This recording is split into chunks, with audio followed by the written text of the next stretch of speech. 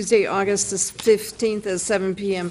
Please rise for the invocation given by Councilwoman Sarah Lucido. Remain standing for the Pledge of Allegiance.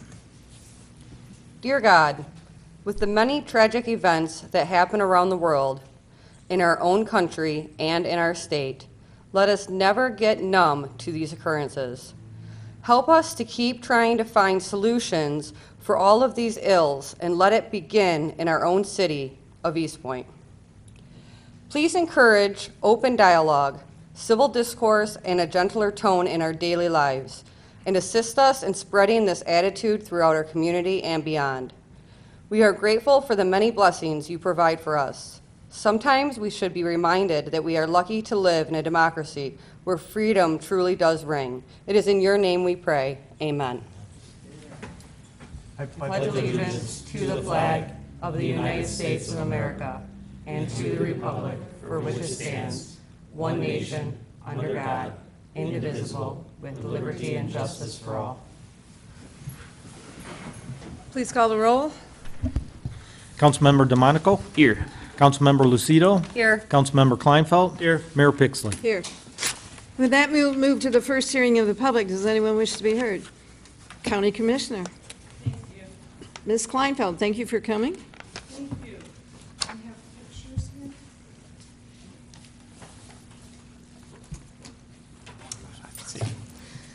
here. Good evening, Mayor and members of council.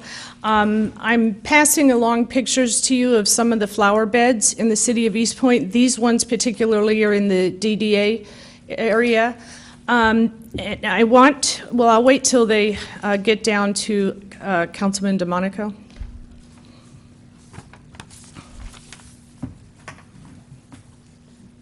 Thank you. Okay, so the pictures on the top left, the two pictures on the top left, the individual that does that flower bed has to fill a 5-gallon, two 5-gallon containers of water and haul them down there a couple times a week to keep them alive. If you notice, the two flowers to the right are alive, but there aren't very many flowers. The orange ones to the left in those pictures, that has a water source from that flower bed, but the rest of the flower bed does not. The pictures on the left are two separate flower beds that two other individuals planted. Neither one of those appears to have a water source, and both of those individuals bought a couple of flats of flowers to plant those. The picture on the bottom is how the pictures on the top left would look, except they would be closer together, would look if they had a water source. I am lucky to have a water source with my flower bed because it's in front of the beautification commissions and there is a water spout. I don't believe that the sprinkler system in mine is connected. I've never seen any evidence of that. I do go down there during dry periods once or twice a week and physically water. If I didn't, my flowers would not be alive as well. The reason I'm bringing this to you is I don't know if it's a council issue or a DDA issue, because these are specific to the DDA and it may apply elsewhere, but we have a lot of individuals that are spending a considerable amount of money investing in Eastpointe, and they're also spending a considerable amount of their time to clean out these flower beds and make them very pretty. I know Mayor Pixley, I ran into her and she spent a lot of time this year planting annuals. The perennials do better in the without the water source than the annuals do, but the annuals are very bright and they flower all summer long and they really give our city a good look. And if you look at the pictures on the top left, it's clear that even the perennials are struggling to survive. So I just wanted to bring this to your attention, and given the amount of time and money that individuals are investing, that you would consider looking into whether it's a DDA project or a city project, trying to get these sprinkler systems working. I can't speak for the rest of the city, whether they're working in other areas or not, so that might be something for you to look into as well. And then the final thing that I want to say with respect to the two on the top right that are flowering, I participated in planting those flowers. I didn't purchase them. Two things. The individual that did purchase them spent a considerable amount of money because they wanted them to be flowering for the Gratiot Cruise, and they didn't want them to be small, so they bought large, already flowering plants. And planted them before the cruise. Unfortunately, because of the lack of water source, when the cruise did take place, those plants had lost all their flowers and didn't have the presence that that individual hoped that they would have. And then the second thing is, I don't know about the other flower beds, but that flower bed is full of broken up concrete. And when you create a flower bed, I'm pretty sure it wasn't created that way. So at some point, whether it's the state, because they do construction there, or anybody else, somebody dumped dirt on there. It's very hard, and there's a lot of broken up, big chunks, very large chunks of concrete, and when it does rain, it runs right off onto the sidewalk. So not everybody can carry these 5-gallon cans and take the time to go down a couple of days a week. That's the only reason they look the way they do. But anyway, I just wanted to bring that to your attention, and I appreciate your consideration on it. Thank you. Thank you.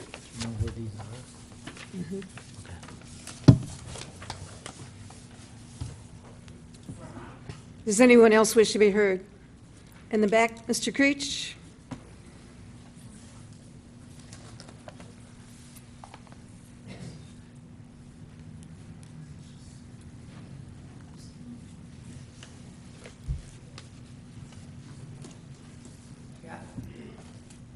Excuse me, Madam Mayor, but I know we discussed this last time, but maybe you'd like to see, consider that's what was left on top of that sewer on my side. That didn't take care of the other one. And by the time I stopped down to see the city to get the street, we already had that down for them. And it's getting worse, but you gotta really see what's inside that bag. I just brought the small bag for you, but that's your city contractors. Yeah, that was right on top of the sewer.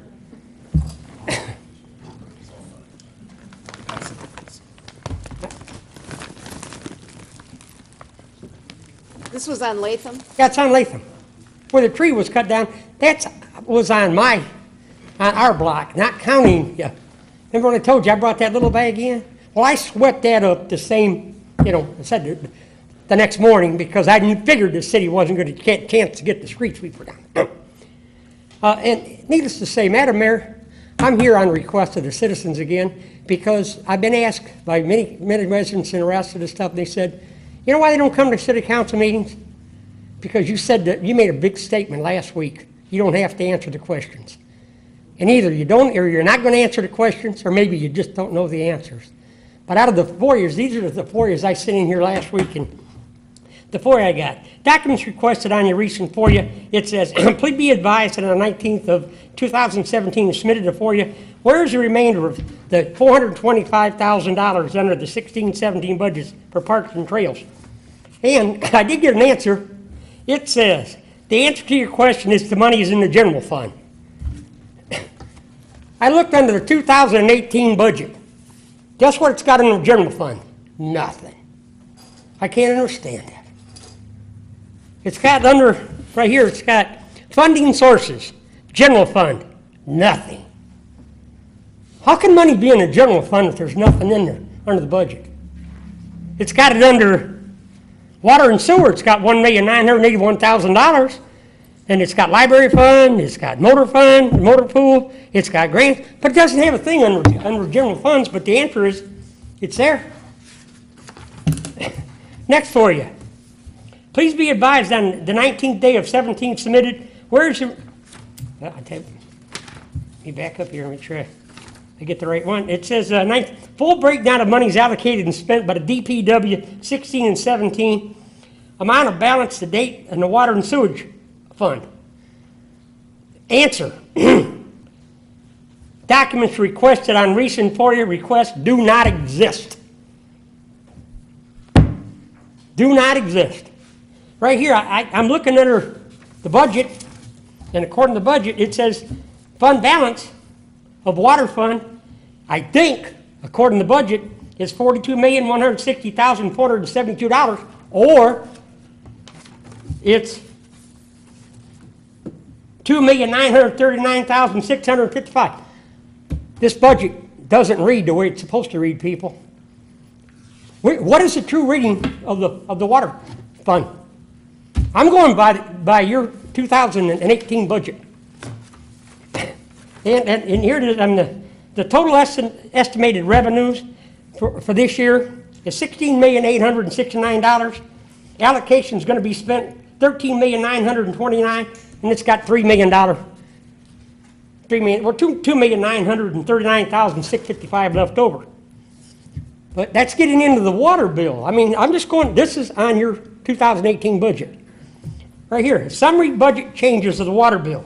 Revenue, due to the escalating costs of the declining water scales, the city will be shifting more of its rate to fixed charge, less department values, and the rate will be increased by $1.42 units, You have 30 seconds. the $4.18. That's a 50% increase, people. And it said, the council said it was fine. 50% increase. Who allocated, or where did all this money go that we had in there before? Not too long ago, a couple years back, they were talking about giving the people a refund. Your 30 seconds are up.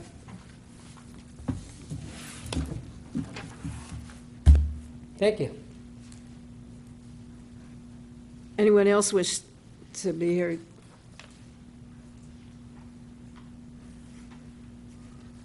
Please state your name. Good evening. My name is Vanessa Horton. I reside at 19 Sorry, what was your last name? Horton, Horton. And you don't have to give your address. Oh, well, it's a matter of precedence here because I live at 19221 Stevens. When I've been here for almost 4 years. Love my house, love my block, but the following year that I moved in, you guys started the street renovations. And I understand that we have to make progress. And my neighbors and I have been very tolerant. Please excuse my demeanor. I've been off shoulder surgery. And I don't know why I have this on that shoulder, actually. They just came over and asked me because they couldn't make it, my 3 neighbors on both left and right, and then the one furthest down from me. I guess the question is there another way that you guys can, and it's not personally you, but as together, working together, that we can come up with some resolution as to the dirt that is sitting directly in front of my house? If you would, I'm not going to pass around a bag of something, but I just want to show a picture to you real quickly of what the view is of our homes. Every morning since I've been off of my shoulder surgery, which was June the 22nd, 7 o'clock, these heavy dump trucks, these heavy vehicles, they're moving. There are waves of dust coming in. I open up my door every morning to let, this is what I get every day. This is on my door. This is my door. I'm sorry. This is the dust. Can you imagine the dust that is accumulating every day? I just had wall side windows, put windows in. The screens are so dirty that when I take them off and hold them down, you just get a bunch of dirt. And this is my view. This is by the pump station. This has been for the past. In the park, right? The past few years. This is the view. I can enlarge it for you. I've come down here last year. Oh, we know we drive fast. Okay, well, good, thank you. So, and my thing is, they said that there was no, when I came downtown before, down here before, they said that this is going to be a process. I don't recall, I think she told me it was going to be 4 or 5 years for them to do the roads. But I guess what I'm asking you, to be straight to the point, is there somewhere else they can put this dirt? Because if I wanted to try to sell my home, this is bringing our property values down.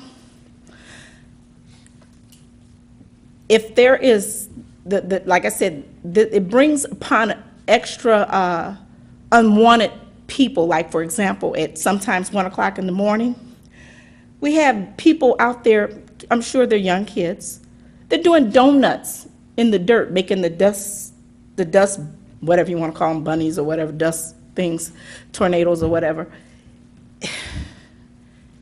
It's a point where you get to a point where it's kind of like, okay, guys, what can we work together and do? I mean, I'm all for any ideas that you have, but I just need for you to feel my frustration, because I've been at home, and I guess it really has been getting to me mostly because I've been off work. I've been here 24/7 convalescing. I can see this. When I'm at work, I don't see it. So I come home You and have it's, like 30 seconds. so So you can- I'd like for you guys to do something about it, because even the hill that they made nice for people to walk their dogs, people were training and whatnot to do that, they dumped dirt on top of that. So they can't even use that anymore. We'll be addressing your questions, but the city manager will. Okay, thank you. Who said 4 to 5 years? If I came in here, someone at into the window City told Hall. me that this was going to be a 4 to 5 year project, that you guys, that the city was going to be refurbishing people's streets. You can't, you can't fight that. I mean, you want progress. But I just wanted to know if it was possible for them to put the dirt somewhere else, maybe, not in the residential part of the park. Maybe they can put it somewhere else. That's all. okay, thank you. Thank you. Be sure and stay so you can get some answers. I will, definitely. Does anyone else wish to be heard?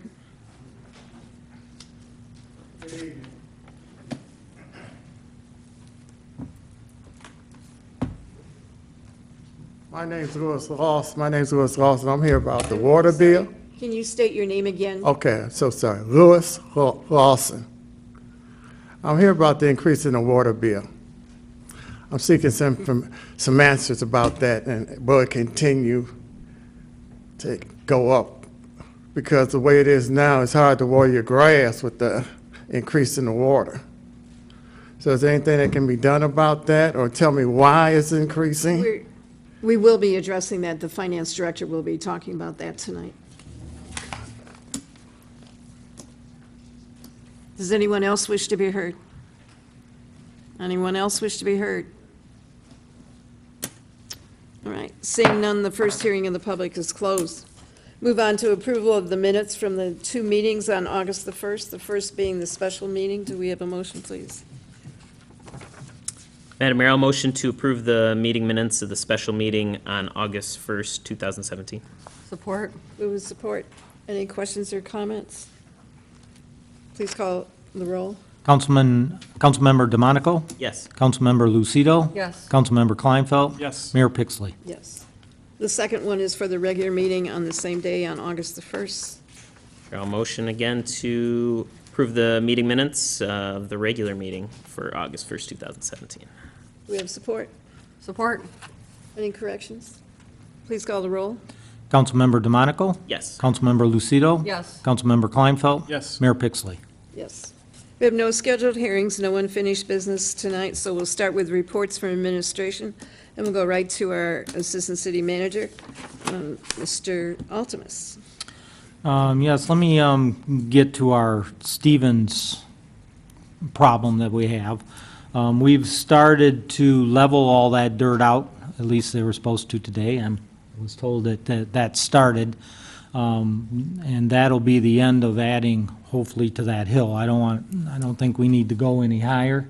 Thank you. So once we get that leveled, we're going to seed and get that taken care of. The lift station project, hopefully that's 30 days from conclusion. Once we're done with that, we will clear out and get everything taken care of, get the road cleaned up, get the piles of dirt, get everything leveled out, get everything seeded. And I think that's pretty much our projects in that area. Complete. The lift station was the last piece of the puzzle, and that had to be done. It just wasn't, it got to a state that it needed to be. But I understand, and I've been assured that after I've been, I think I've been in charge 5 days now. I've been assured that the dozers were supposed to show up today to get the mountain taken care of, so that dirt's out of your way, and then get the lift station taken care of. Dirt out front is going back in the hole. Okay. It's a storage area until. As long as we can get it taken care of for this lady, we'll be fine, and then the project should be completed. That's awesome. It looked like I came down and really did something. Well, at least you felt like you did something, so that's all that counts. Other than that, Your Honor, I'll find out about these beds and what's going on. Obviously, we are trying to continually to keep our DDA watering system running. The state construction has not helped us a bit. And I would venture to guess that what she was talking about with the big concrete pieces and the dirt is from that construction. You're right. So, And they also pulled out the hoses. yep, we've found where they've gone through and pulled out some of our hoses and some of our other supplies, and we've had some electrical problems in a couple areas. So it is an older system. We try to keep it maintained. DDA has money aside for that, so we try to stay on top of it as much as we can, and keep track of it. So we will look into this immediately. Obviously, we want it. That's what the DDA wants to see, and we will continue to work on it to keep it going.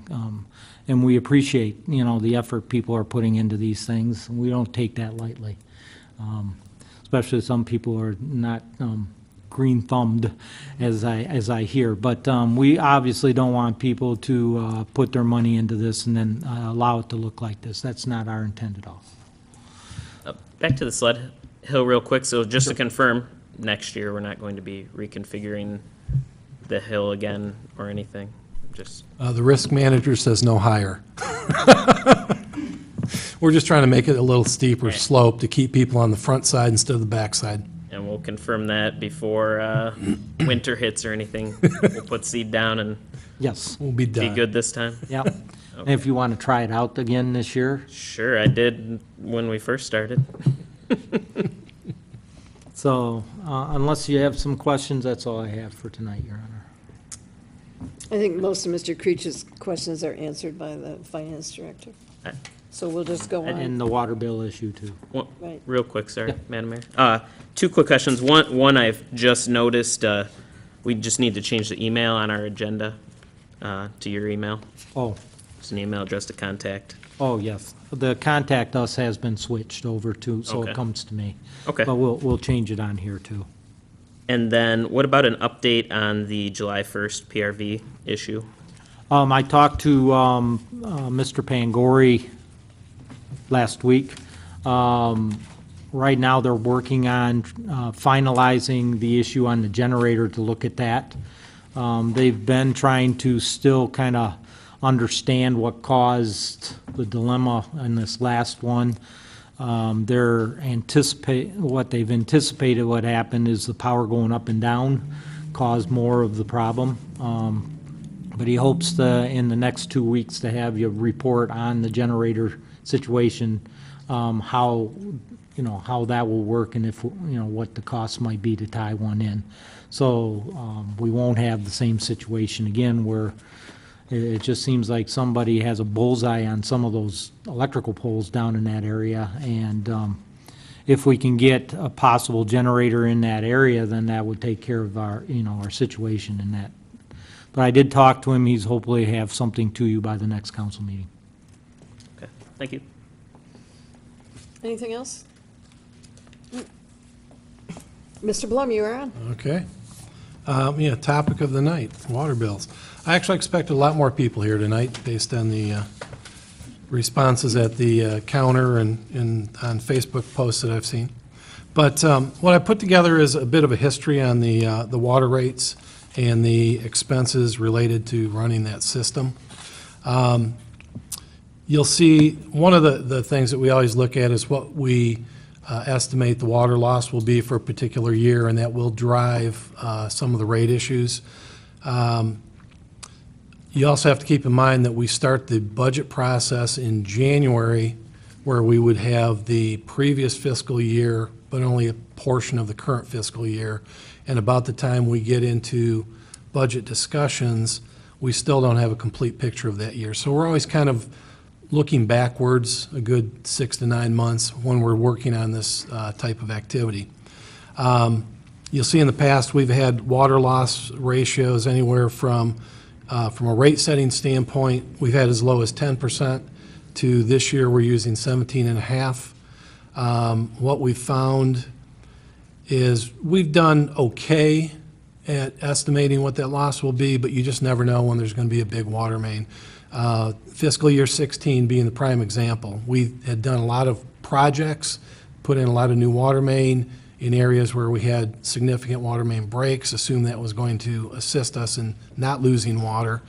We dropped the estimate down to 10%, and that year we had some large water mains that broke, and our loss ratio jumped to almost 18%. Those do have a factor on the future rates as we try to make up for some of those expenditures. On the actual, looking at water versus sewer, the rates that have been in place on the water side have not been covering the water cost.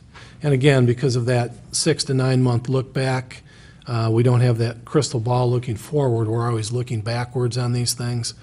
What we've run into is we trusted the GLWA when they said they were only going to raise things 4% a year.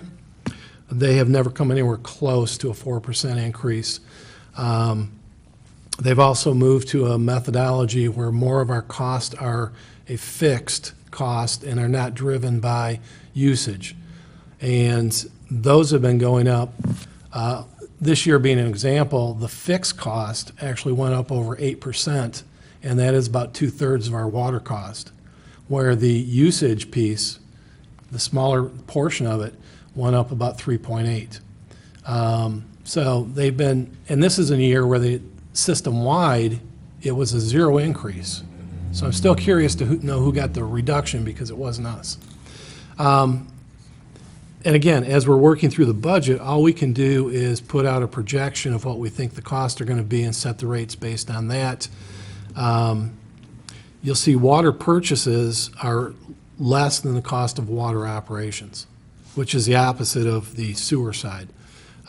Most of our costs in the water operations have to do with water main breaks, labor cost related to that, material cost with, you got to go back and you put in the asphalt for the temporary fix, you go back later and throw in some concrete to get that fixed up.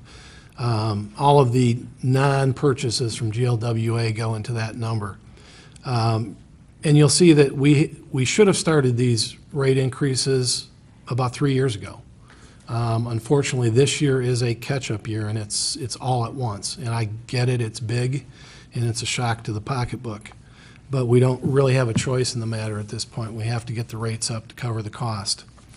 On the sewer side, we've been a little bit better at projecting those expenses. There's a lot less expense tied to it other than the sanitary district.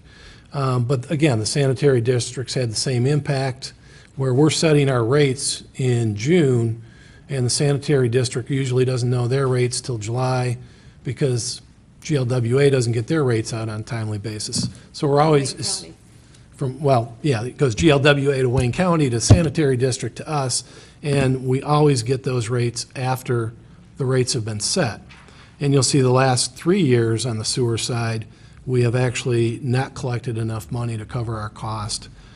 This year, it'd be a slight cushion, if you will, because you never know when that next sewer is going to collapse. Not that I anticipate it, but there's enough infrastructure problems around the city. The ready-to-serve charge is designed to cover infrastructure projects. What's been happening in the last few years is because we haven't been collecting enough on the water sewer usage side, the ready-to-serve has basically been supplementing the cost of operating the system. And we have to get the rates up to cover the actual cost of running it, to make that money available to go make the fixes that are necessary. And that's really all I have to say on that, but we'll shoot with the questions. Where's the cash balance, though, in here? Because this doesn't seem to match up with like when I first was on council, we talked about, Councilwoman Richardson talked about a rebate. Looking at these numbers on here, it doesn't seem like there would have been any sort of room for rebate because we've lost, well, we lost even the year before that, 2 years before that for water. This was FY16, I believe. So I don't, does the balance of the fund not exactly match up with these water and sewer shortfalls? Yeah, well, I would have never recommended a refund. So I'll just put that out there. But that was at a point in time, if you would go back a little bit further, back in, I want to say, 2010, we were actually sitting on about $12 million cash in the water sewer fund. But that was designed for infrastructure activities. We spent that, and then some. And we still have a long ways to go in getting all the repairs in place. So that $12 million is long gone. And now we have to get the rates up to the point of being able to cover ongoing activities. So we did build a little cushion in the past, but that's gone. I think there's also a problem that a lot of people don't understand is that we're dependent on Macomb County as we're for Chapleton and the charges at Chapleton. And then we're also dependent on Wayne County for a lot of our drain and sewer rates that go down through the sanitary district. So both of those are on opposite fiscal years. So that money that you have, that Mr. Creech mentioned, that there was a balance there, that's to offset the increases that you're going to be seeing in the October 1 budget from Macomb County. Yeah. So, and we have a meeting up there on Monday, and they're threatening that it's going to be costly for the city of Eastpointe, so I can't wait to go up and see that meeting. But Yeah. those are the things that you have to be prepared for. We can say, no, we're not going to take it, we're not going to do this project, but in the end, they have the control. Absolutely. And we're just wimpy. And the other thing, and that's where it's always tough when you start looking at, here's a general fund with a fund balance, and here's water sewer.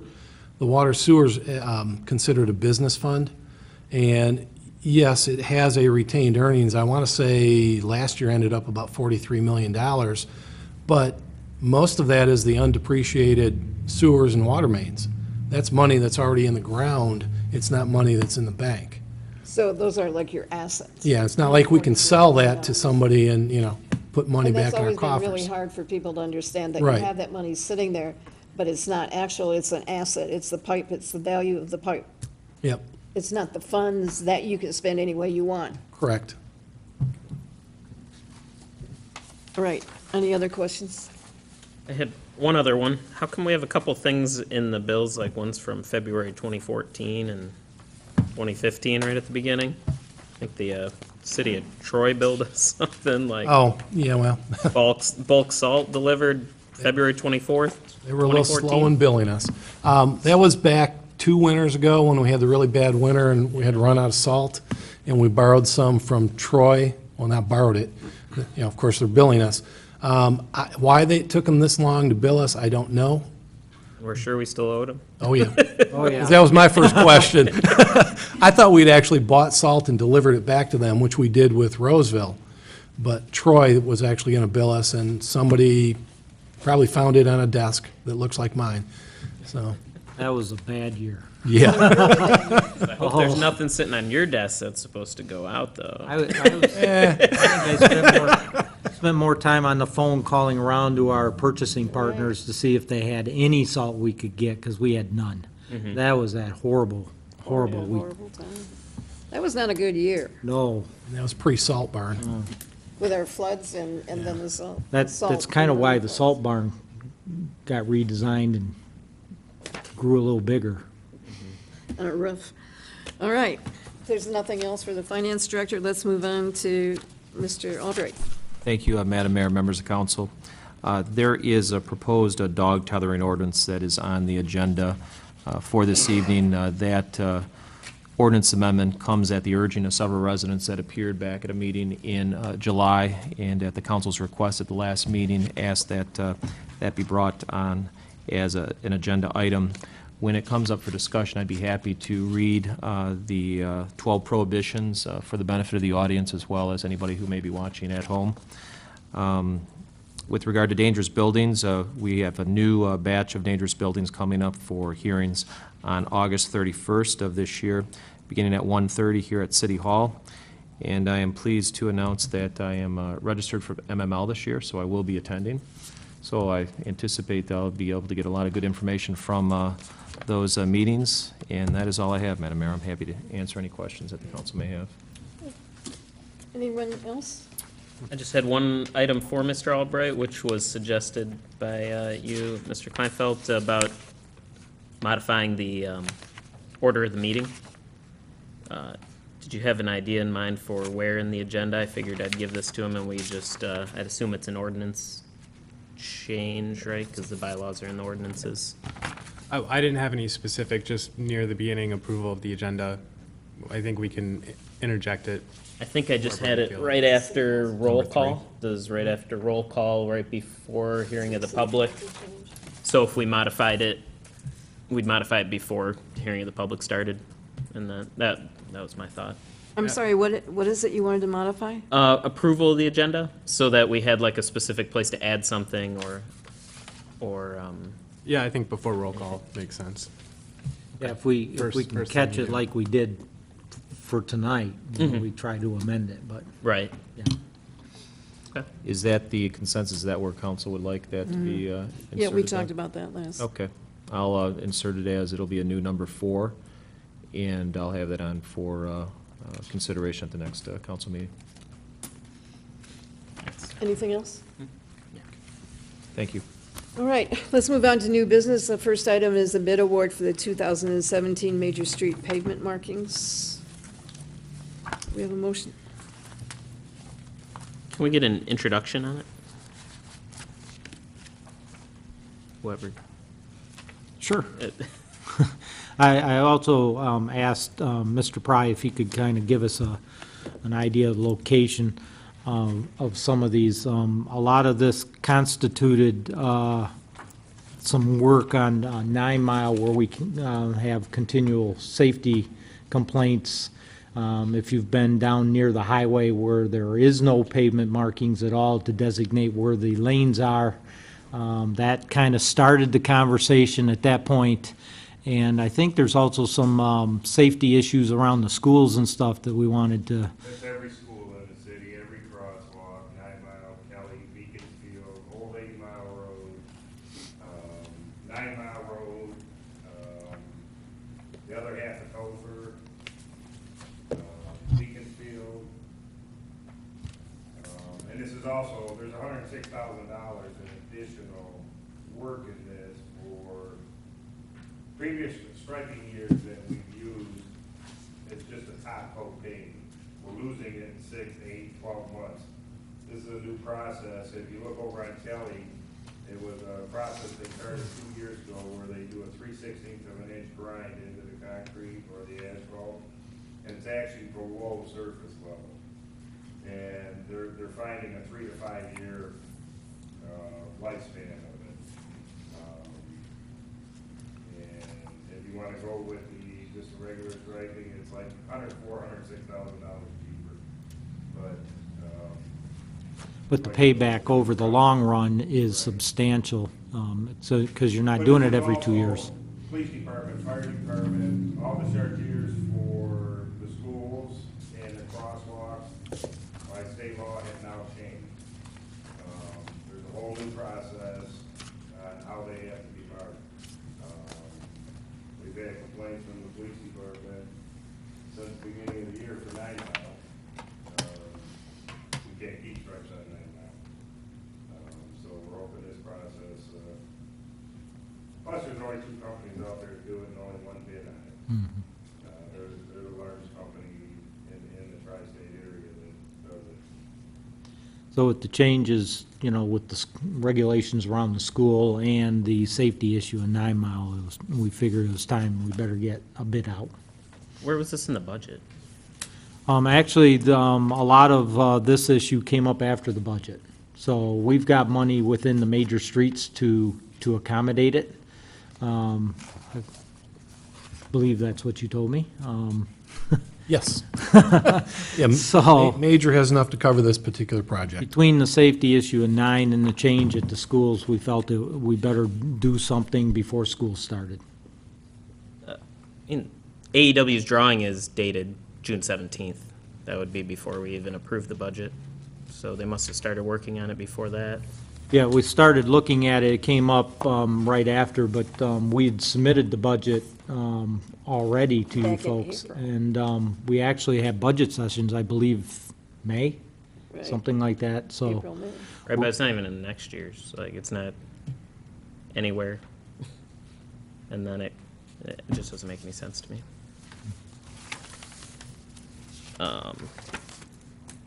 Also, because we have, like, Roxanne and Johnston that if we've got the money in the budget for this, I thought the Roxanne and Johnston projects were, what, 700-something thousand? We have 350,000 to pave, or to mark roads, but not to fix. Well, the problem is I don't have enough money to do the underground work that needs to be done, and that's just from our discussion before. So we don't have the money to do the water and sewer that needs to be This is Major Street, Yeah. Major correct? Street, and this is Lo- Major local Street. doesn't Those have the streets are money. local streets. Major has a little bit of money, and that's where the rub comes in. We can only transfer 50% of our major street funding into local, which is already in the budget to do that. But there's a state limitation on how much can be transferred over, and so there just isn't enough local money to do that.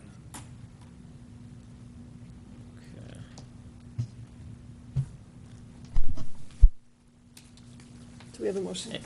No. Can we get a motion? Yeah, I mean, I still think I understand your questions. I had one, is this like a newer process or something? Is there a reason there's only 2 companies? Okay. It was done over on Kelly when we did the dredge south of 9 Mile. Mm-hmm. There was a trial over there, and it's still like brand new over there. What? Well, we've got all Kelly on here. What, if 8 to 9 Mile, you said south of 9? We have the whole stretch of Kelly on these drawings that we're going to redo. I'm sorry, I don't think I got the map that you're I didn't get a map. looking I at. just got this on Mitten. Well, it's a different web address now. It was mitten.info, but it's got all of our bids. Well, I've asked every time we've done a bid to send out to discuss with council before we even put the bid in, because I thought bike lanes or something would be good. I didn't see any in here either. But we have the whole stretch of Kelly is in here, so I don't know why we would be.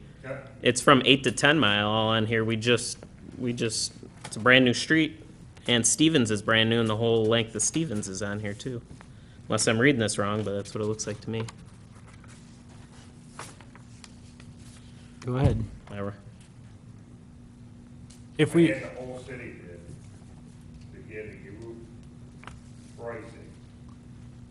When we get ready, if we do this, we're gonna start backing out streets that have already been done. But I wanted a full package price from the city. Topher's gonna be done under the project, Gratiot to Bolton. Naturally, we're not gonna go back and stripe it. We're not gonna go back and stripe the sections of Kelly that have already been done. But I wanted a full package bid to get the full price, best pricing, and then we'll back it out from there. That's our plan. So I guess my question is, would we wait to accept the bid until he gets the back out price? Or do we accept it at the full? Well, you accept it at the full price, and then we work with them to modify. But you would accept it at the bid price, because if we back it out, which would complicate the bid, if we back it out, then we've got to go back to them based on however they set up their quantities based on what the action is. But if we cut it in half, they're not going to want to do it for the same price, I'd assume. They think they're doing the whole city if you got to bring equipment out and stuff. I mean, that's. Well, we're would not think. going to be cutting in half. I mean, we got more than, we're only going to probably back out, Stevens, Kelly, and Well, but if we Topher. agree to this, we're doing it all, I would assume. That's what PK Contracting, I would assume, would think. If we're going to approve this, I don't understand. I understand what you're saying. I guess my question, is this something that we do with bids commonly? Because, I mean, if we put out a bid and say, hey, we're going to build 2 buildings, then they give us a great price, and we're like, we just want the one, actually. Thanks No, for the good no, low we price." don't do that at all, actually. On most of the buildings, we're doing a full bid price on that. On this kind of street project, it's a little harder to pin down based on what's being done previously. But if we had a project on this building, the building would be, the whole Well, project would be done. yeah, that was just me throwing out kind of Right. an example for the bidding. I Streetwise, guess the I- same thing. You know, if we did a major street and we're rebuilding it, we would approve it and build it unless we found problems underneath. So to answer your question about bike lanes and all, we don't have a complete street ordinance, correct? So the only place that it has been applied are in some of the areas where we've received state funding that requires that those stripings be marked, and so that's what's happened on Stevens. And most of the streets have been widened to accommodate. Because you can't get the funding unless you put in the ordinance, but our council twice has refused the ordinance. Okay, I mean, I guess it hasn't been in the last 3 years, but, The complete I would have, streets. yeah, because it hasn't been since I've been on council. But I would have wanted to discuss that before we went out to bid on something like this, because it'd be nice to have bike lanes. We could do the ordinance first and then do this, or, that's why I've asked that we come to council first and then put the bid in, instead of the other way around. Because now we'd have to say no. Now they're not, if we do, then they might not want to come back out and bid again, or, I mean, I know there's only one, and I'm usually not comfortable with that anyway, that there's only one company. I know it's their specialty, and not many companies, I'm sure, specialize in pavement marking. There's only 2 But, in the state that does So, There's only 2 and only 1 bid. right. No, I understand. I don't know.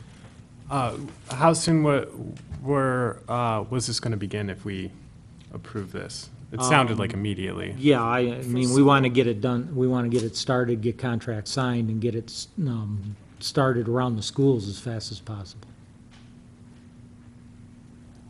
Contract says it'd be done by November 15.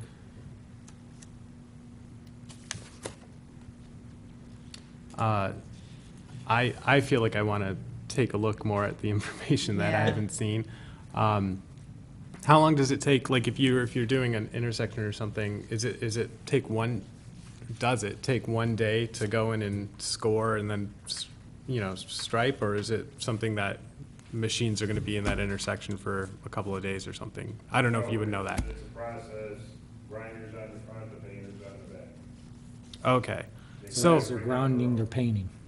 okay, so then if they have to be out there around schools or something, they'll just be there for like a day or something when they're doing those. So I would like to table for 2 weeks, take a look at some of the information, and then I What can look- additional information did you want?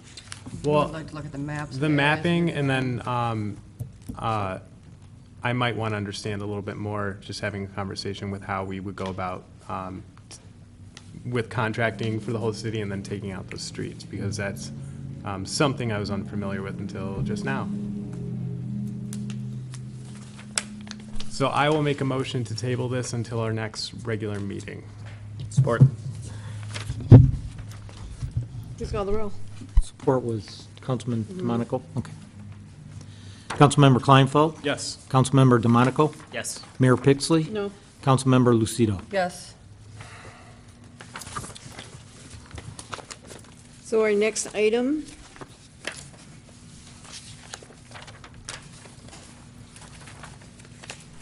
is adoption of the resolution number 1837 to adopt articles of incorporation establishing the Southeast Macomb Sanitary District, and the attorney representing this action is here.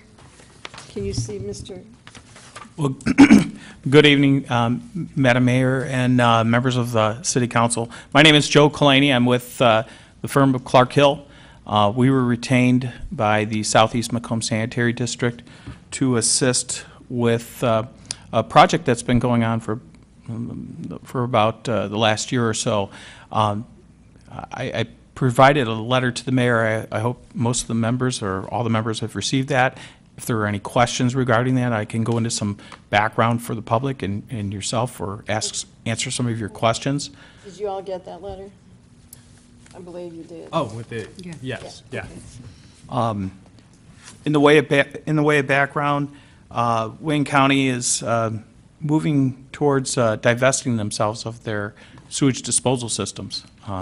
The Northeast Sewage Disposal System is the system that serves the cities of Eastpointe, St. Clair Shores, Roseville. In addition, it serves, the system also serves the Milk River Intercounty Drain, the village of Grosse Pointe Shores, Grosse Pointe Woods, and Harper Woods. The system that is limited by contract of sending a certain amount of capacity, 127 CFS of sanitary flow, that ultimately makes its way from the Marta Road booster station through the Grosse Pointe interceptor and ultimately to the through the Curry Road pump station. Those are the three main components of the Northeast sewage disposal system. The biggest entity, or the largest entity, that shares in the cost of this enterprise system that's operated by the county is the Southeast Macomb Sanitary District, which the city is a member of. Wayne County approached the Southeast Macomb Sanitary District, I think, probably over a year ago, and Clark Hill was brought in last summer to assist with the transaction. In the course of the negotiations, it looked looking at the legal authority of the Southeast Macomb Sanitary District under its current act, it made more sense to, in looking at the various components of this transaction, to reorganize the Southeast Macomb Sanitary District under Act 233, which would basically create from a joint venture, which is created now under a separate act from 1943, the Act 129, to an Act 233 authority. The first step in that process is to have the board consider and adopt a resolution approving the Articles of Incorporation.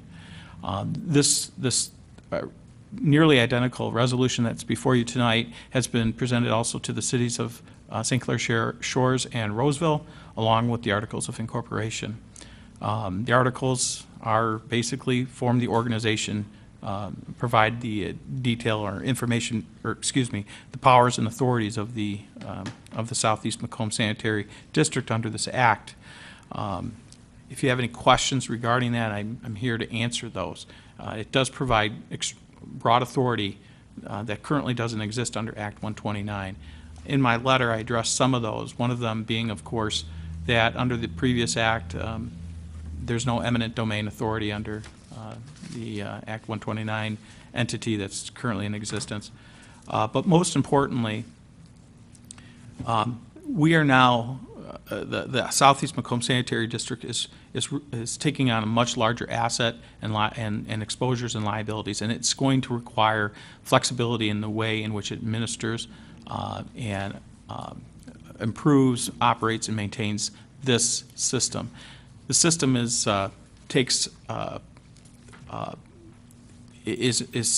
very important from the standpoint of it is your outfall or your discharge point for all your flow, your sewage that comes from each of the three communities. So operating that system is important from a flow balancing standpoint, as all of you understand during rain events, what happens when you have large rain events. There's a lot of things that take place down there, and one of them is the ability to regulate the amount of flow and manage the flows. That's what the Southeast Macomb Sanitary District will be doing when it undertakes this acquisition. So, are there any questions regarding the articles or Northeast Sewage Disposal System? I'd like to also have Mr. Albright, because Mr. Albright and Mr. Erie have both been involved, along with Mr. Tomlinson, who is the legal attorney for Roseville, with this process and reviewing everything. And Mr. Albright, you might just say something about this transfer. Well, this isn't dealing with the actual transfer of property. This is just amending the articles at this point. Correct. So this is just the first step in Right. what is to come at some later date. Right. This is just changing the public act that controls the authority. And then it would allow us to obtain the NES-DS. So, Yes, We're not that's- doing that's that That's not, at that's the not moment. taking place tonight. right, okay. That would be called the transfer agreement, and it's very broad, very legalese, and it's not quite complete yet, because it's very difficult for Joe over there to deal with some of the people that he's had to deal with, and we also have to develop some kind of agreement with all the other parties that are involved, so. Mr. Colaney, has the city of Roseville and the city of St. Clair Shores approved these proposed articles? No, they have not. It's set to be on their agendas for the 21st and the 22nd. St. Clair Shores meets on the 21st and Roseville on the 22nd. So I'll be presenting on those 2 days as well. So But the both- process is adopting the resolution, and in the resolution, it directs that if you approve the resolution tonight and approve the articles of incorporation, that you endorse those articles and submit them to the City of St. Clair Shores clerk. We've identified the City of St. Clair to finish the process with the State of Michigan and filing and the publication that needs to take place. But Mr. Kleinfeld had a couple questions. Sure. Yeah, one of the things that stood out to me, obviously, this gives the SEMSD the ability to pursue eminent domain. I believe I wasn't present at the meeting last week. I believe I heard there was a conversation about that, addressing that issue, because I understand that Act 233 authorizes the set of, I think, like eight or nine things, one of them being eminent domain. Can we limit that in the Articles of Incorporation and say, if the eminent domain is to occur in one of the member cities, that city council should also approve it? Well, let me back. First of all, we doubt, right now, we're in the course of obtaining all the title work for the system. We do not anticipate that there's going to be any gaps in the system. Secondly, I think from an eminent domain standpoint, it's pretty mechanical today in terms of what takes place in an eminent domain action. I think it would, if you added that, it would be rather cumbersome. Your designee that's going to be on the SEMSD board. What you're really doing here is you're replacing the county, which has eminent domain authority, with the SEMSD board, which doesn't currently have, and it would be almost impossible under the current act to acquire property. It would have to first be acquired in the name by the member community, the way it's set up currently. I don't anticipate that, and I'll tell you another reason why. The Northeast Sewage Disposal System is primarily in Wayne County. Yeah, I understand that. So it's not going to be long-term, necessarily though. in your community where that's going to be an issue. So we could do that. We could add that if it's in the member community. I wouldn't recommend it. I don't think it's necessary. I think it's already covered on page 3 near the bottom. It says, thus, if there are gaps in real estate interests, the board does not have the direct authority to exercise the power of eminent domain necessary to acquire property. No, I think that, Madam Mayor, I think what that was pointing out in the letter was to indicate how Act 129 makes it difficult, whereas the new authority would have the ability. Okay, I mean, you're right. Councilman Kleinfeld, you're asking because if we need to build a new line or something like that, I guess, Yeah, like long. Obviously, with the Wayne County transaction, I understand what you're saying. The gaps in anything aren't going to be in our cities. It's just creating an entity that has that authority, I guess, down the line. It's just a concern I foresee. But if council's not, I understand if we change something here, it makes it very difficult because we have to coordinate and have matching language in all three cities. However, I don't know if Roseville and St. Clair Shores would have the same kind of concern and say, That really wasn't brought up at the meeting Okay. between the other two. But there was some discussion, and Joe might allude to it, on the relationship between majority versus unanimity. Because the board currently is at 3, although I believe you can add one person to the board, correct? No, the board, the way it's currently written, it's currently a three-member board. There's no additional. But we would add an administrator, we do have the power. Oh, you have the power to certainly add a chief executive officer or a finance officer, which certainly I would recommend in this circumstance at some point in time. Article 9, subsection C of the articles does go through a number of items which only requires a majority of the vote of the members of the board. And I think what Madam Mayor has alluded to, one of the issues that was brought up during the SEMSD board meeting the other night was the ability of issuing debt and requiring only a majority of vote for that issuance of debt versus having unanimity. I explained at that time that I think having unanimity of the board to issue debt could pose a problem.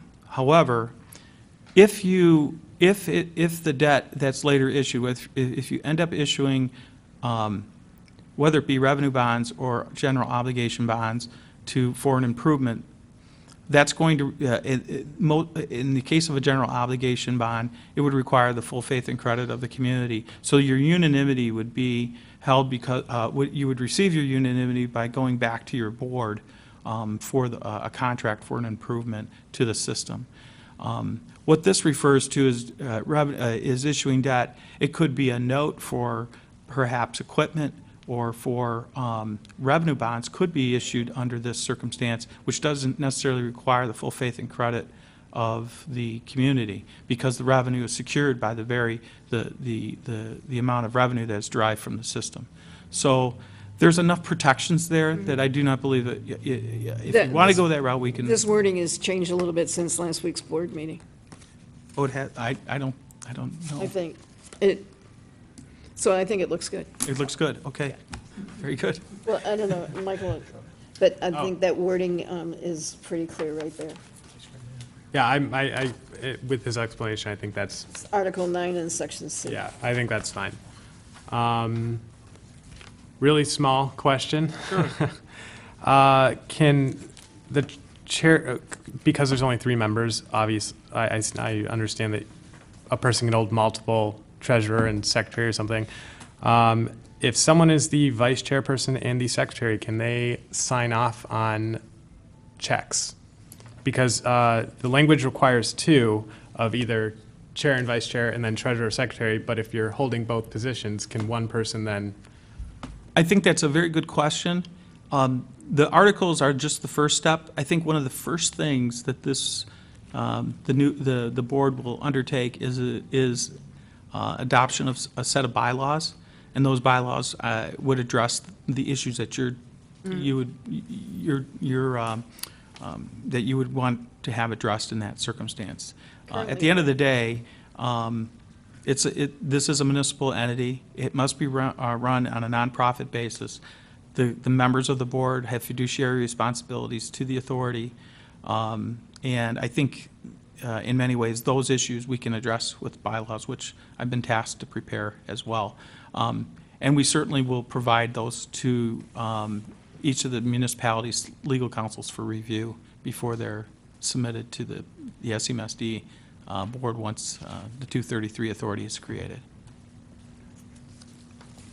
Mr. Kalani, assuming this resolution is voted on and passed this evening, and the other 2 cities also vote to pass similar resolutions, what is the next step in the process? Well, the next step in the process is to, there will be a notice of publication of the Articles of Incorporation in the Macomb Daily.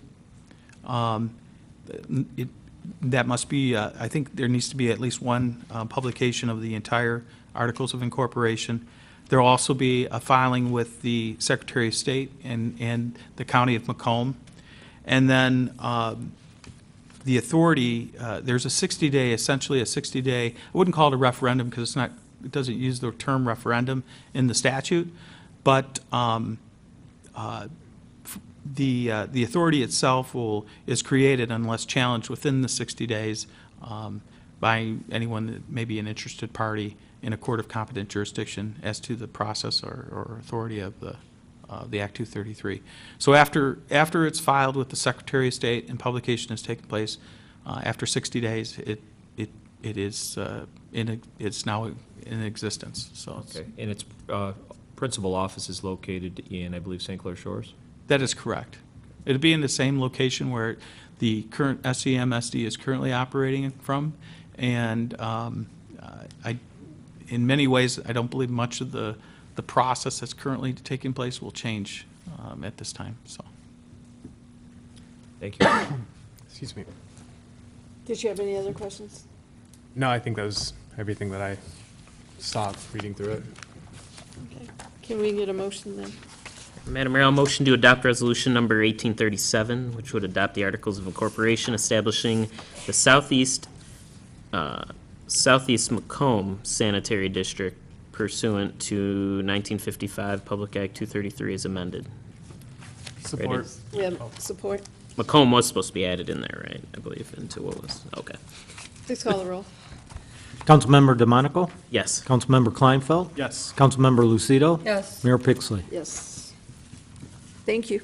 Thank you. May I be excused? Yes. Thank you. Thank you for all your efforts with this. You're welcome. If there's any questions. Item C is the approval of the grand opening event at the Patriot Building in Spindler Park and the ongoing use agreement. Ms. Van Haren is here, and this is her project. Madam Mayor, I motion to approve the grand opening event at the Patriot Building at Spindler Park and approve the Patriot Building use agreement. Support. Can we Can we talk? chat for a Yeah, second? yeah. Okay. I have a couple of things. Number one, the mural. Our signed ordinance does not cover a mural. So as long as that's intact the way it is, so whether, we've been trying to get a mural into the signed ordinance for a long time, so this might be a good time to do it, because there's other buildings, so I would suggest that maybe we bring that back at the next meeting. Okay. Yeah, Is I'm that- happy to look at that. Mr. Albright, can we? It's something that could be discussed at the Planning Commission meeting? So that would be, the signed ordinance is just a simple thing to add the mural. And we did have the verbal there before, so it was just something that with a group that would give approval to the mural design.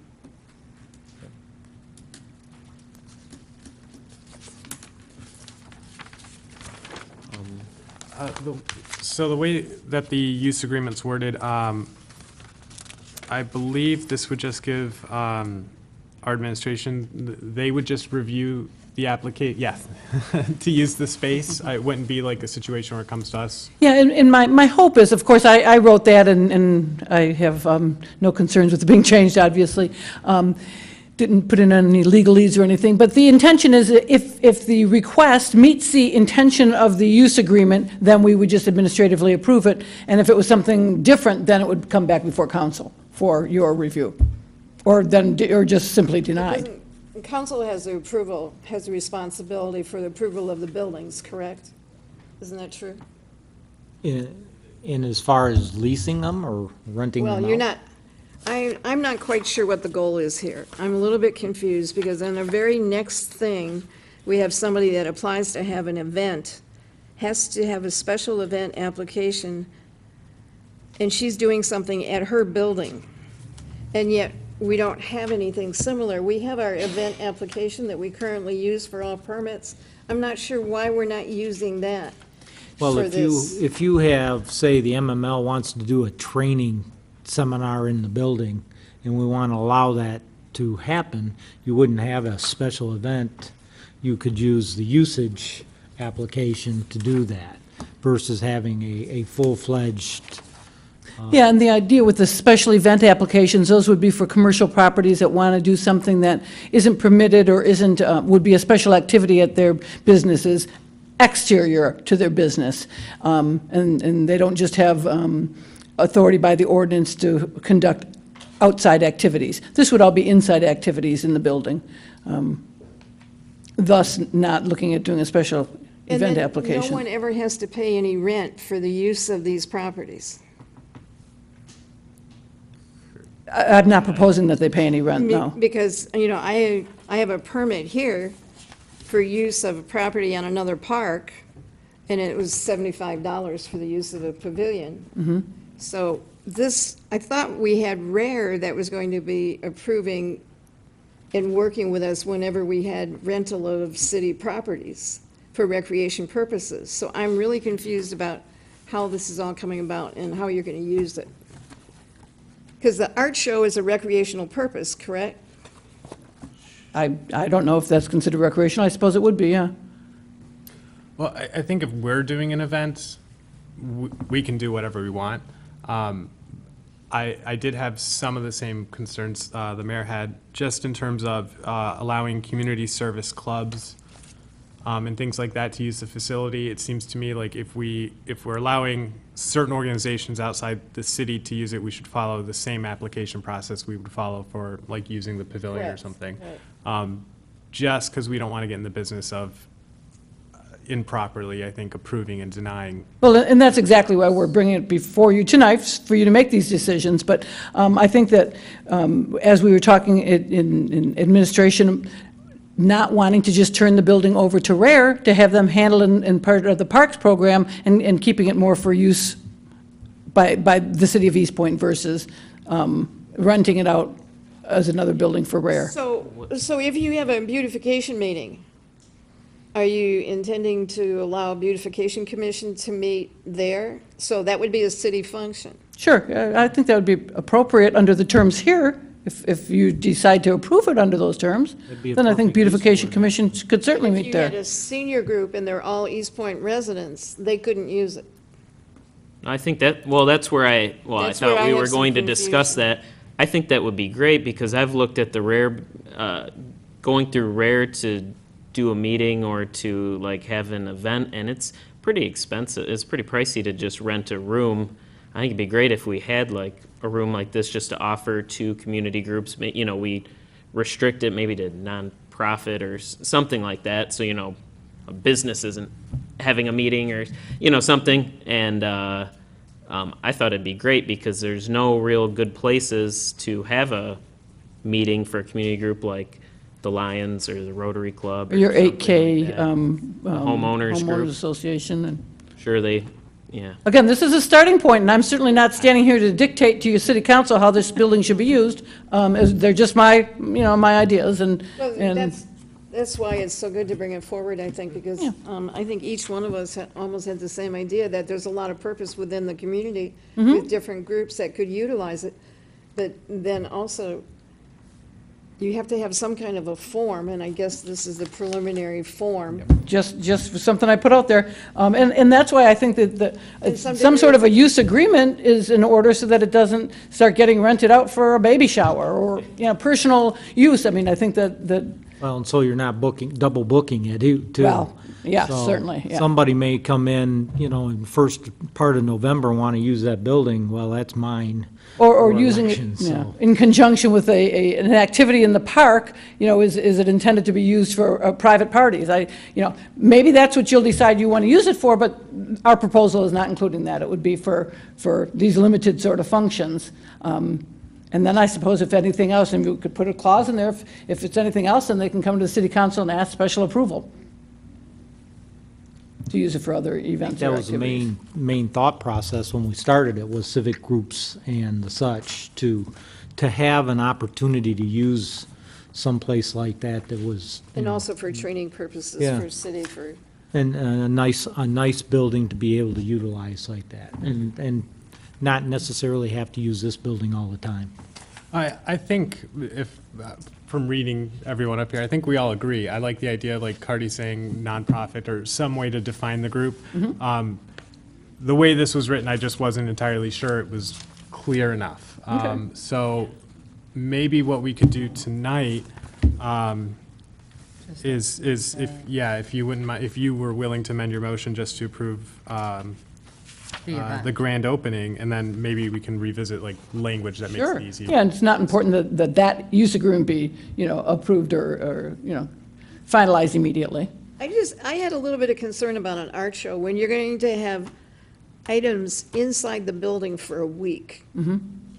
Who's going to be monitoring that building and Well, the what building type would, of yeah. protection? Yeah, and in my mind, the building would have to be secured and locked, and that's part of the reason I think we need shades in the windows, so that the windows are concealed from what's viewed inside.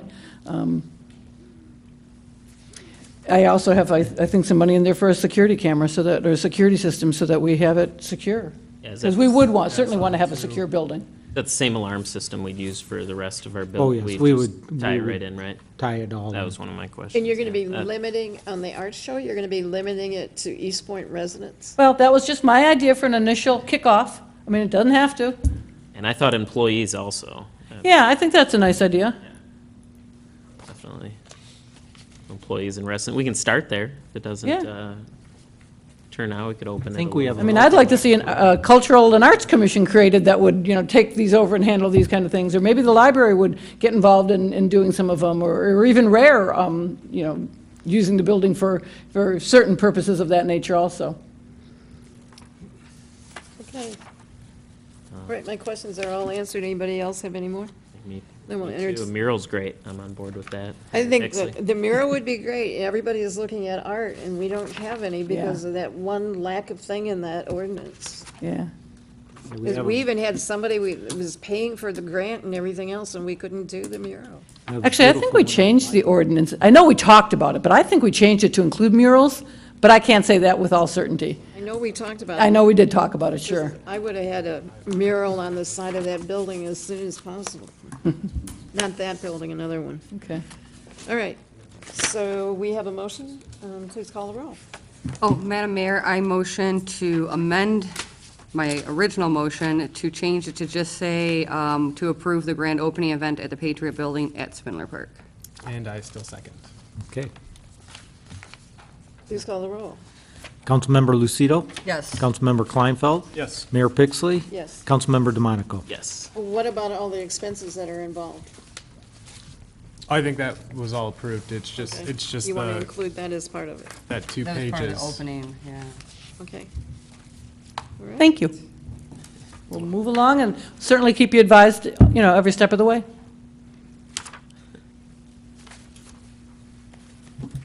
Item C is a special event application for Stamp for Success, which is going to happen at the Stamp Salon and Spa on September the 3rd, 2017.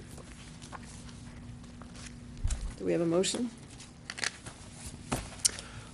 Madam Mayor, I'll make a motion to approve the request from Stamped Salon and Spa to hold Stamped for Success event on Sunday, September 3rd, 2017, from 3 p.m. to 6 p.m. with the following condition. The organization must submit a site plan showing the location on the property they intend to utilize, and the organization must submit to the city a general liability insurance certificate naming the city as an additional insured on the policy in the amount of $1 million. Support. With support, any questions? Please call the roll. Councilmember Kleinfeld? Yes. Councilmember Lucido? Yes. Mayor Pixley? Yes. Councilmember DeMonico? Yes. Number E is the adoption of Resolution 1838 in support of the repeal of the Michigan Public Act 256 of 2011, which is the Michigan Fireworks Safety Act. Do we have a motion, please? Madam Mayor, I'll make a motion to adopt resolution number 1838 in support of the repeal of the Michigan Fireworks Safety Act 256 of 2011 and direct the Assistant City Manager to forward the resolution to the Michigan State Legislature, delegation, city councils, village and township board leaders, and the Macomb County Executive. Do we have support? Support. Please call the roll unless there's more discussion. Vote no like I have in the past on this. Pardon? Just going to vote no like I have in the past on this. Okay.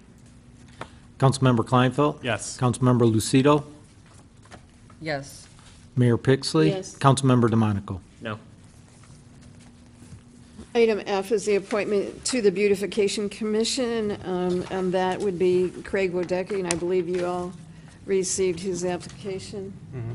He's served a long time on the school board, and he's done so much at so many other locations as a volunteer. I think he'd be a great volunteer, and it sounds like you need somebody else on beautification. So I would like to appoint Craig Wodecki to the Beautification Commission with a term to expire December 31st, 2020. Support that. Move and support it. Please call the roll. Mayor Pixley? Yes. Councilmember DeMonico? Yes. Councilmember Lucido? Yes. Councilmember Kleinfeld? Yes. Item G is the introduction and the first reading of the ordinance number 1143, which is the ordinance to amend Chapter 8 Animals, Article 1, General, Section 8.1, Care of Animals, and this relates to tethering.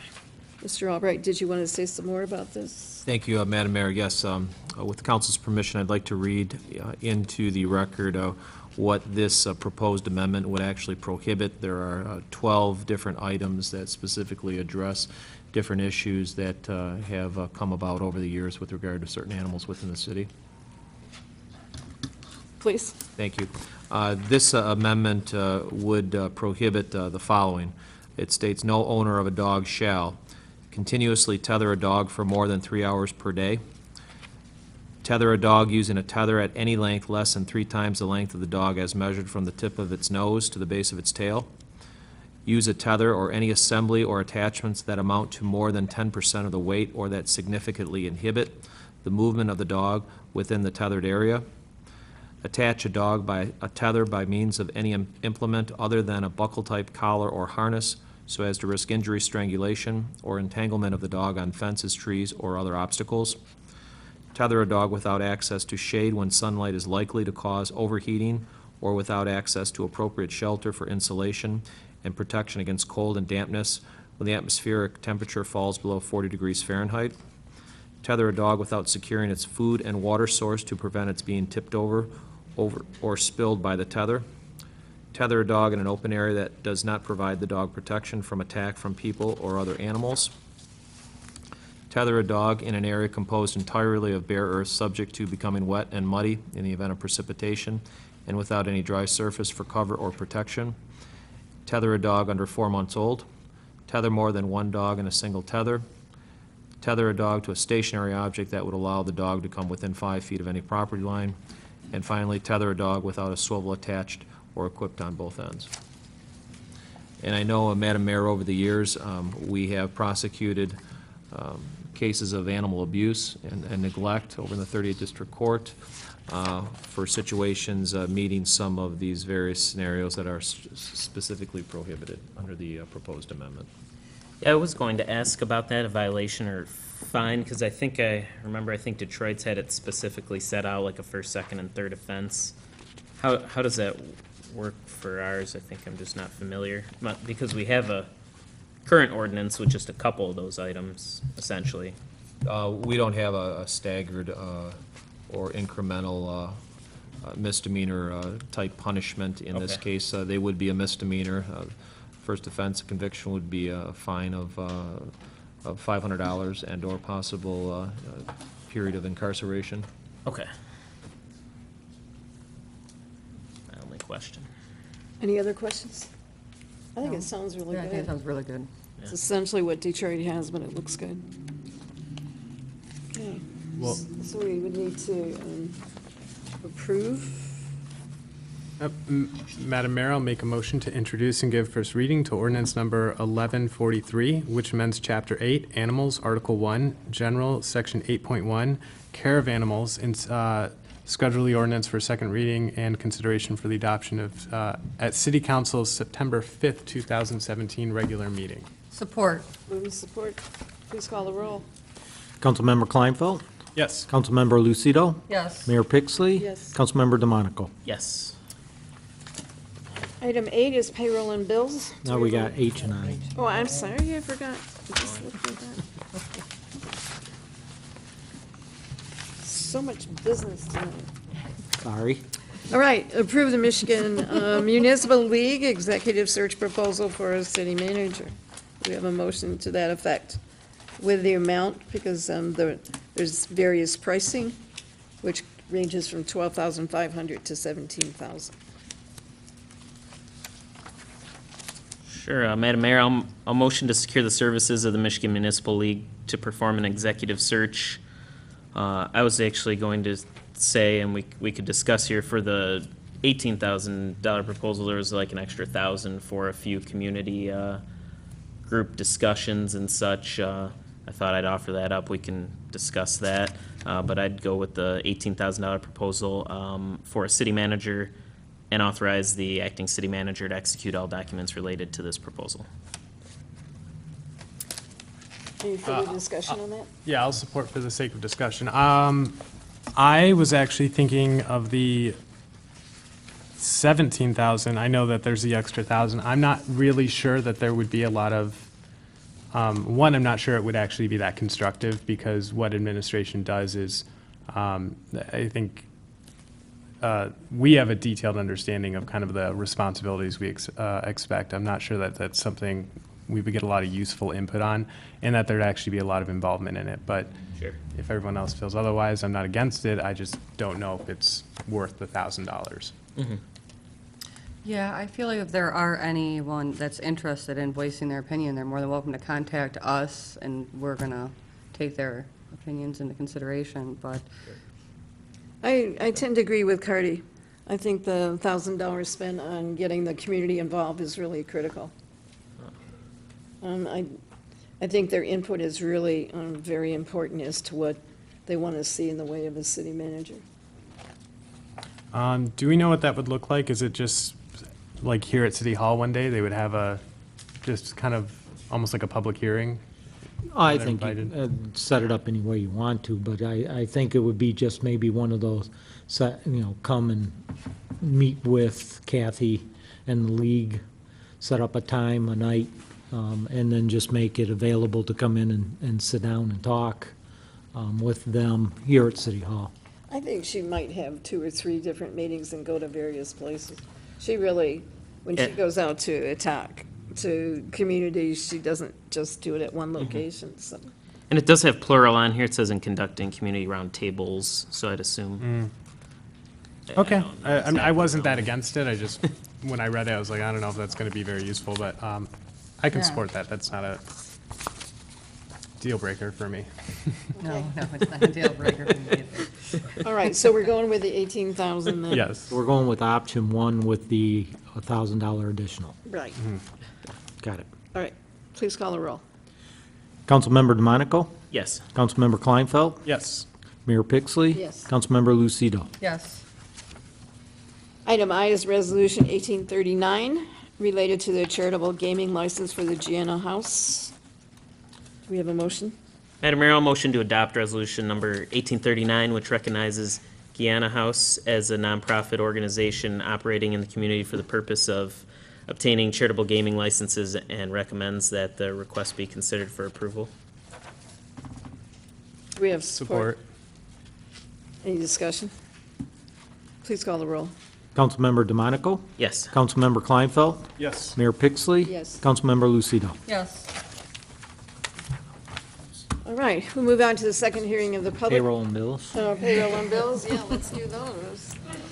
Tried to do those before. Different agenda. It's been a long day. I'm sorry. We were trying to get around making Not pay the a change bills. to the agenda. Did you see Mr. Blum over there, just his jaw just dropped? Madam Mayor, I'll make a motion to approve payment of the bills in the amount of $1,908,880.21. Support. Who's support? Please call the roll. Councilmember Kleinfeld? Yes. Councilmember Lucido? Yes. Councilmember DeMonico? Yes. Mayor Pixley? Yes. All right, let's move to hearing of the public. Does anyone wish to be heard at this time? Mr. Creech.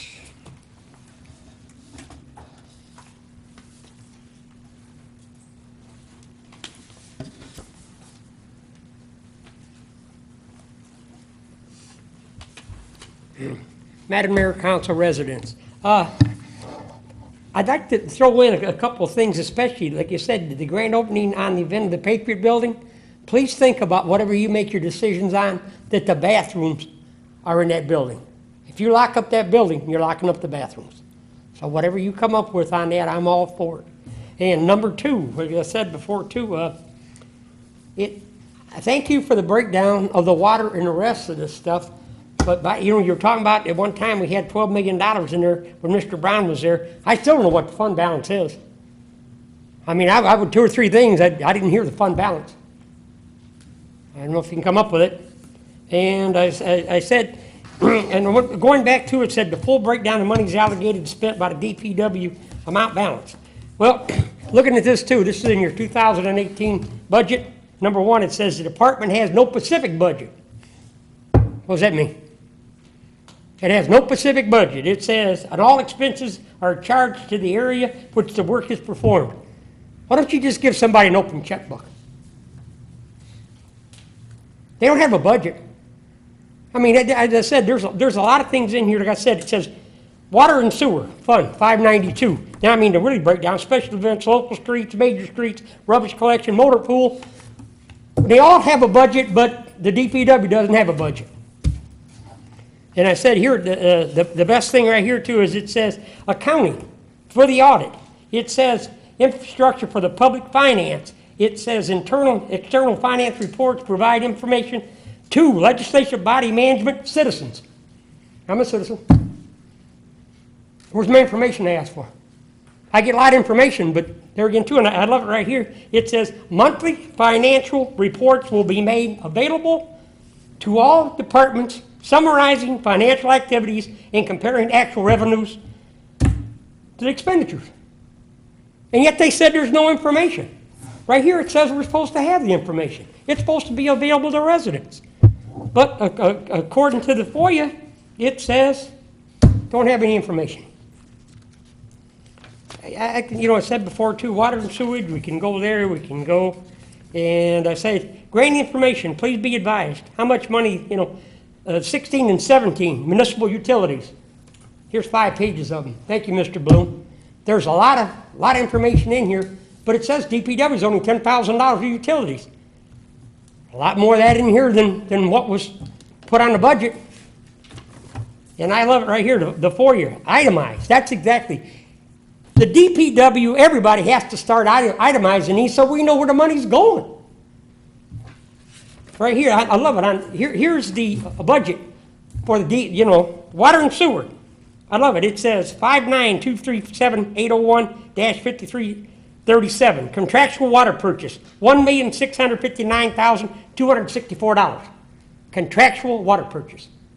Who they contract it from? Who bought it? Where does the water go on? You have 30 seconds. I asked, matter of fact, I went down there to the DPW yesterday and left a message. I said, please, can you please tell me if there's a meter on the back of the building and a meter out on the fire hydrant, so when the contractors come in, that we can get a reading, so we can send them a water bill, and for water and sewage, and tell us what size it is. And the lady looked at me and says, I'll talk to somebody. Said, I'll get back in contact with you. Well, guess what? No contact there either. It's amazing. I ask questions. I don't get any answers. They'll get back in touch with me. When are they planning on getting back in touch with me? They get in touch with you people when you give them a call? Your 30 seconds are up. Have a nice day. Thank you. Thank you, sir. And I thank you. As I said before, too, there's just question after question after question on FOIAs. A lot of FOIAs, not a whole lot of answers. Thank you. Thank you, Mr. Creech. Does anyone else wish to be heard? Anyone else wish to be heard at this time? Anyone else? Seeing none, the second hearing of the public is closed. Move to mayor and council reports. Let's start with you, Mr. Kornfeld. I'm actually, I don't have anything this evening. Just gonna leave it at that. Mrs. Lucida. The only thing, I just want to remind all the residents that the library is closed until through Thursday, so don't make any plans to go to the library. They close every year at this time to catch up on all their maintenance and cleaning and such. And that's it. All right. Mr. DeMonica. Thanks, Madam Mayor. Mr. Creech, a couple answers to your questions. The DPW gets charged, they charge the major and local streets, and it just gets separated. That's all that's saying, is not that they have an unlimited budget, but the water sewer fund, things like that. And we buy water from GLWA. I mean, yeah, definitely I'd like to see going forward in the long term, we have better descriptions on things. I think it's just been over time, the systems we use, it's just the description is not there as you would hope. I mean, I've said that in meetings before, so I Not something I think we can fix at the moment, but something we could in the future. And glad to see the dirt is going to be taken care of at Spindler Park. I thought we were done with the hill a couple years ago, so I'm glad to see we'll be done with it again. And then just wanted to talk about Charlottesville for just a second. The acts that took place in Charlottesville over the weekend were horrific and despicable, to say the least. That kind of hate and violence has no place in our society. It's, of course, not welcome in Eastpointe. As you all know, we fought a world war, not in the too distant past, to rid the world of Nazis, and their ideology is hateful and against everything the city of Eastpointe stands for. And I'm sure it's against what everyone in the audience stands for, everyone at council. So we protect freedom of speech in Eastpointe, and but as you know, it wasn't a peaceful protest over the weekend. Young lady, Heather Heyer, was killed by a white supremacist. He didn't know her personally. She did not know him. She's simply just peacefully protesting and was killed for it. And from the footage, if you've seen it, it's surprising that more folks weren't killed in that. From this disgrace of a human being, to be honest. And hope this sort of thing never happens again. I'm confident nothing ever would happen like that in Eastpointe. And hope our society can move forward in the right direction from this tragedy. And, we're not born to hate. Let's be more kind to one another. And enjoy your Labor Day in a couple weekends. That's all, Madam Mayor. Thank you. I have a couple of things. One is August 30th, Wednesday, August 30th. There's going to be a presentation here at the City Hall related to trees. Everybody has trees. People want to know what kind of trees, what they should plant in their backyard, what are good trees to plant. We've applied for a grant, and we've received 33 trees, which will be planted by volunteers from a group called Relief Michigan.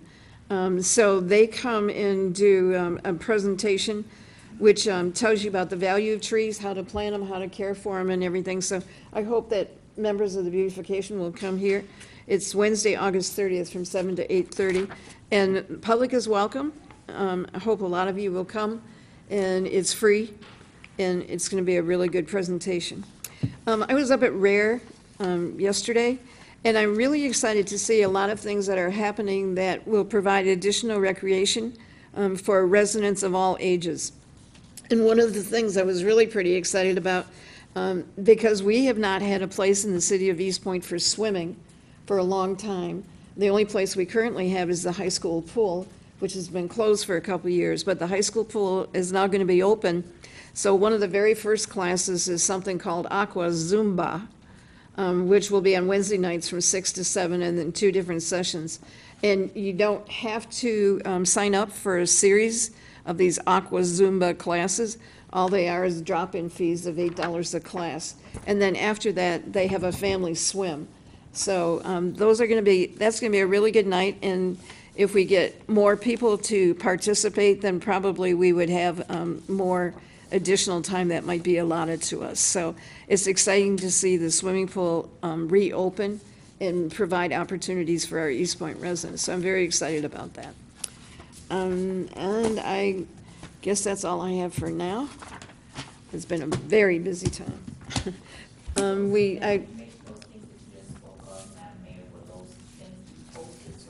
Oh, there's multiple things. One of the fun things, too, is there's a number of bus rides. If you go up to Rare, Rare's going to be closed for general maintenance for the last week of August, but they have things like there's a bus ride for the whole family to go out to Blake's cider mill.